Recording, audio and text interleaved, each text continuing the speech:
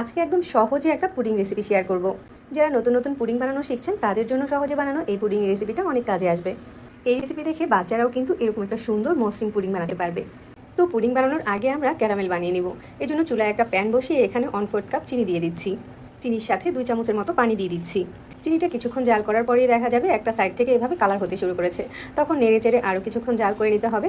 যখন এরকম ক্যারামেলে হালকা একটা কালার চলে আসবে তখন এটাকে চুলা থেকে নামিয়ে নিতে হবে, কারণ এটা নামিয়ে নেওয়ার পরেও ওর কালারটা আরও কিছুটা ডিপ হয়ে যাবে।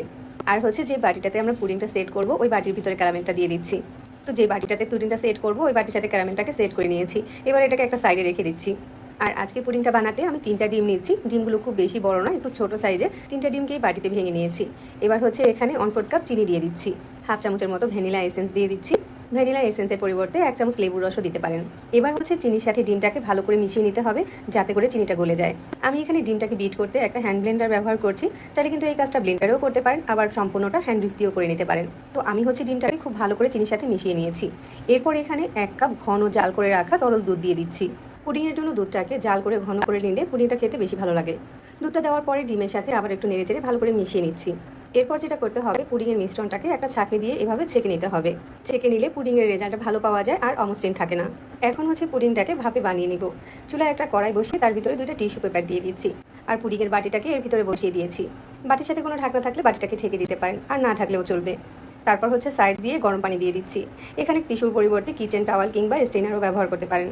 এবার হচ্ছে পাত্রটাকে ঢাকনা দিয়ে ঢেকে দিচ্ছি আর চুলার আঁচটাকে একদম লো করে দিচ্ছি। চুলার একদম লো আছে পুডিংটাকে আমি 20 মিনিটের মতো ভাপিয়ে নিয়েছি। এখন একটা টুথপিক দিয়ে চেক করে দেখছি যে এটা ঠিকঠাকভাবে হয়েছে কিনা। টুথপিকটা একদম ক্লিন বের হয়েছে, তার মানে পুডিংটা হয়ে গিয়েছে। পুডিংয়ের সব থেকে বেটার রেজাল্ট পেতে এই বাটিটাকে আমি এই গরম পানির ভিতরেই আরও 10 মিনিটের মতো ঢাকনা দিয়ে ঢেকে বসিয়ে রাখবো। তারপর হচ্ছে পুডিংয়ের বাটিটাকে বের করে নর্মাল ফ্রিজে রেখে দিব 1 ঘন্টার মতো।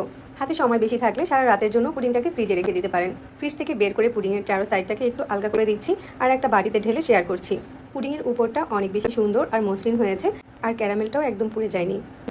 এখন চলুন কেটে শেয়ার করছি পুডিংয়ের ভেতরটাও কতটা সুন্দর হয়েছে। প্রতিটা স্টেপ ফলো করলে কিন্তু পুডিংটা এরকম স্মুথ আর সুন্দর হবে। পুডিংয়ের উপরে কিংবা সাইডে কোনো রকম ক্র্যাক আসবে না। এই পুডিংটা খেতেও কিন্তু অনেক বেশি মজার হয়েছে। যারা নতুন নতুন পুডিং বানানো শিখছেন তারা প্রথমে চাইলে এভাবে অল্প উপকরণ দিয়ে পুডিং বানিয়ে দেখতে পারেন। আশা করছি প্রতিদিনকার মতো আজকের রেসিপিও সবার কাছে ভালো লেগেছে।